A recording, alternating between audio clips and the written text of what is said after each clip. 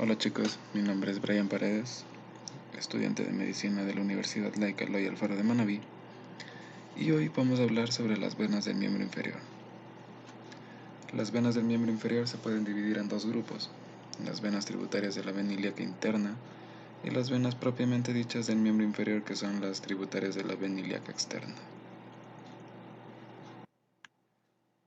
En las venas tributarias de la vena ilíaca interna vamos a encontrar lo que es la vena obturatriz, la glútea superior, glútea inferior y la pudenda interna. En el glúteo vamos a poder ver a la vena glútea superior, a la vena glútea inferior y a la vena pudenda interna. La vena glútea superior se forma por la unión a la altura del borde superior de la escotadura ciática mayor de las venas satélites de la rama de la arteria glútea superior. Inferiormente vamos a encontrar a la vena glútea inferior. Esta constituye un tronco voluminoso que acompaña a la arteria glútea inferior y la cubre cerca de la escotadura ciática mayor e inclusive cuando atraviesa esta escotadura. La vena pudenda interna aparece en la región glútea y en el miembro inferior en un tramo corto de su trayecto cuando rodea la espina ciática y entra en la escotadura ciática mayor procedente de la escotadura ciática menor. Esta vena acompaña a la arteria pudenda interna lateralmente al nervio pudendo.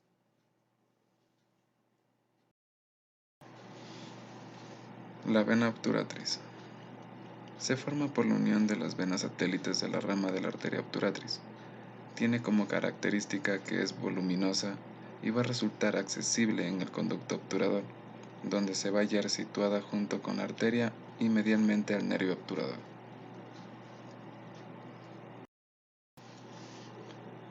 Las venas profundas de la vena ilíaca externa se dividen en profundas y superficiales. Esto va a ser según a la fascia del miembro inferior. Las venas profundas del miembro inferior, a excepción del tronco venoso tibio-peroneo, la vena poplitea y la vena femoral, van a ser dos por cada arteria. Estas van a recibir el nombre de la arteria que acompaña. Todas estas venas se hallan provistas de válvulas, así como sus ramas colaterales que van a presentar siempre una válvula ostial. La primera vena profunda del miembro inferior va a ser la vena tibio-peronea. La vena tibio-peronea asciende en sentido posterior y ligeramente medial al tronco arterial y anterior y medial al nervio tibial. En ocasiones, este tronco venoso se va a hallar sustituido por dos venas que van a seguir el tronco arterial lateralmente. La vena poplitea resulta de la unión del tronco venoso tibio-peroneo y de las venas tibiales anteriores. Esta se caracteriza por el gran espesor de su pared. Sus relaciones con la arteria poplitea varían de inferior a superior. En su extremo inferior, la vena está situada posterior y un poco medial a la arteria. En su trayecto ascendente, esta rodea en forma de espiral muy alargada el tronco arterial, de tal manera que en su parte media es posterior a la arteria, y en su extremo inferior se va a hallar claramente situada lateral a la arteria. En toda su longitud está en contacto con la arteria, a la cual se va a adherir por medio de tejido conjuntivo muy denso. La vena poplitea recibe de las venas satélites de las colaterales de la arteria poplitea y la vena safena menor. La vena femoral es continuación de la vena poplitea y se extiende hasta la laguna vascular, aplicándose en espiral alrededor de la arteria femoral. Esta vena está lateralmente a la arteria en el hiato aductor, posterior a la arteria en la parte media del muslo y va a ocupar su lado medial en la laguna vascular. Recibe por una parte la vena safena mayor.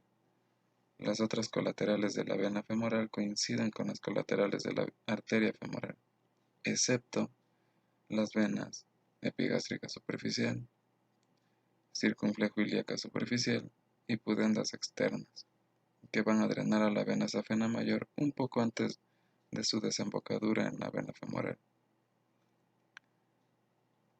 También la vena femoral profunda sigue el lado anteromedial de su arteria. Esta desemboca en la vena femoral un poco inferiormente al origen de la arteria femoral profunda, pero antes de su terminación va a recibir numerosas ramas colaterales, como, como las venas del muslo cuádriceps femoral y las venas circunflejas femorales laterales.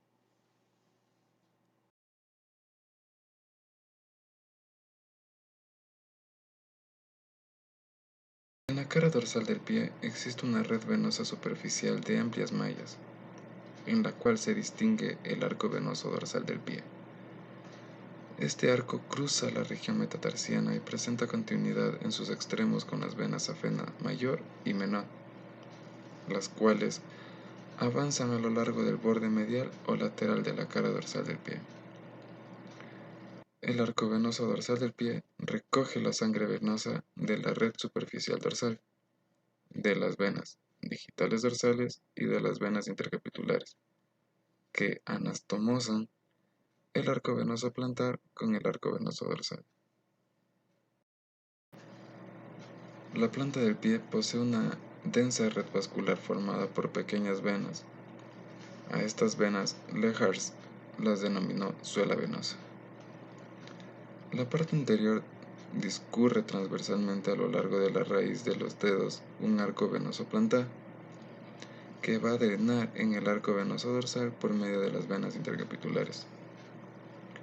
De la red plantar nace a cada lado una serie de troncos colectores que rodean el borde del pie y desembocan en la vena safena correspondiente.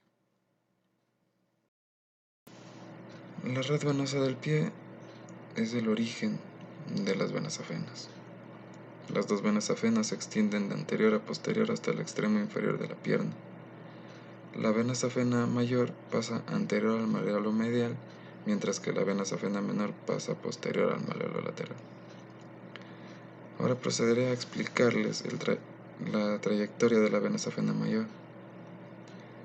Esta, desde el maléolo medial, la vena safena mayor asciende verticalmente por la cara medial de la pierna, frente al borde medial de la tibia y después rodea posteriormente la cara lateral del cóndilo medial del fémur. Al llegar al muslo, sigue un trayecto oblicuo en sentido superior, anterior y lateral, paralelo al del músculo sartorio. Atraviesa la fascia cribiforme inmediatamente superior al borde falciforme y desemboca en la vena femoral, unos 4 centímetros inferiormente al ligamento inguinal. En su extremo superior presenta una curva de concavidad inferior denominado arco de la vena safena mayor. Este arco solo existe cuando se sitúa un nódulo linfático entre el vaso y la vena. También podemos destacar que la vena safena mayor es acompañada a lo largo del muslo por el ramo cutáneo anterior medial y por el ramo accesorio del nervio safeno. En la pierna va a ser acompañada por el nervio safeno. Bien, las ramas colaterales. Recibe algunas venas posteriores de la red venosa dorsal del pie, las venas superficiales de la parte anteromedial de la pierna y la totalidad de las venas subcutáneas del muslo, así como las venas pudendas externas, epigástrica superficial, circunfleja ilíaca superficial y dorsales superficiales del pene o del clítoris. También podemos decir que las venas posteriores del muslo van a drenar a la vena safena mayor por medio de ramas independientes, mediante el vaso colector común denominado vena safena accesoria, que va a desembocar en la vena safena mayor. El trayecto de la vena safena menor. Esta, después de haber rodeado el extremo inferior y el borde posterior del maléolo lateral, la vena safena menor alcanza la línea media de la pierna siguiendo un trayecto oblicuo en sentido superior y medial, hasta la parte media de la pierna. La vena safena menor va a ser subcutánea. Después atravesará la fascia y asciende verticalmente entre las dos cabezas del músculo gastrocnemio, por medio de un conducto fibroso formado por un desdoblamiento de la fascia, posteriormente al nervio cutáneo sural medial. En la fosa poplitea, la vena discurre entre las fascias. Al llegar a la altura de la línea interarticular, se incurva anteriormente y describe el arco de la vena safena menor. La vena safena menor atraviesa la fascia profunda a la altura de la interlínea articular, cruza el nervio tibial, medialmente al nódulo linfático yuxtasafeno y va a desembocar en la vena poplitea.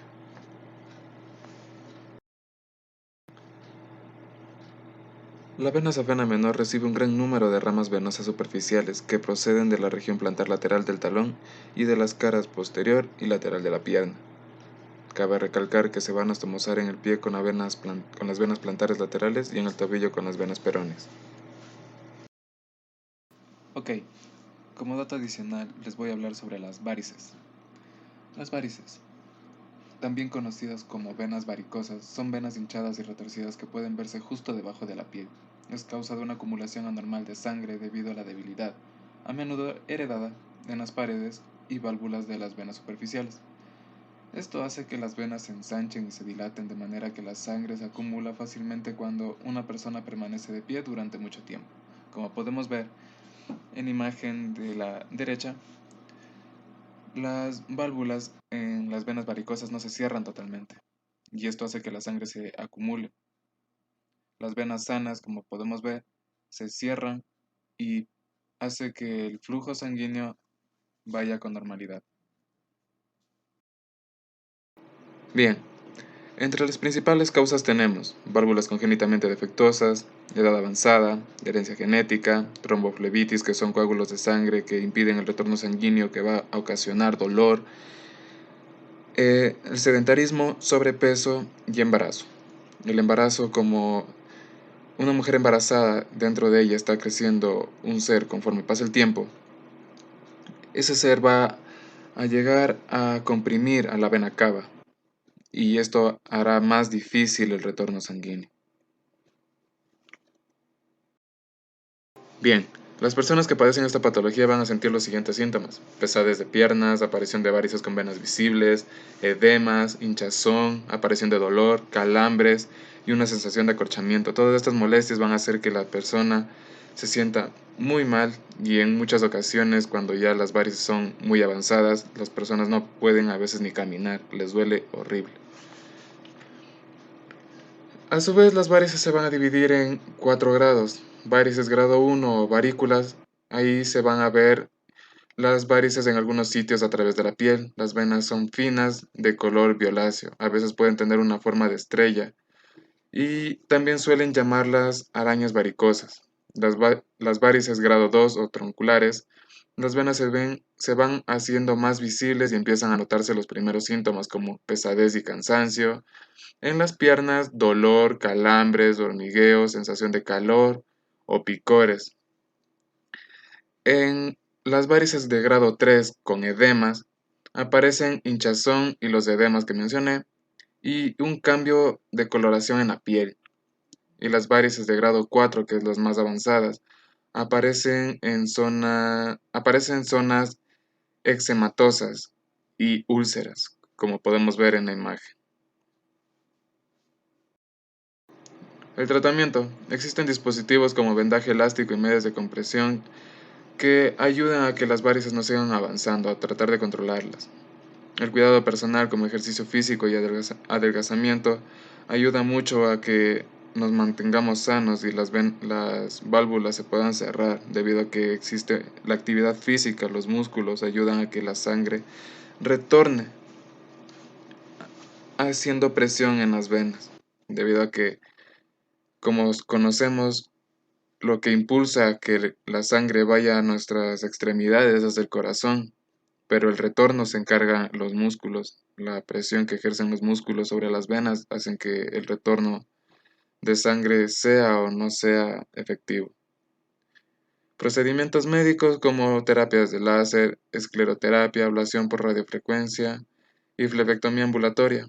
Y si ya las varices son muy avanzadas, El médico determinará si es que necesita o no una cirugía, y esa cirugía se la llama fleboextracción, que consiste en la extracción total de la vena afectada.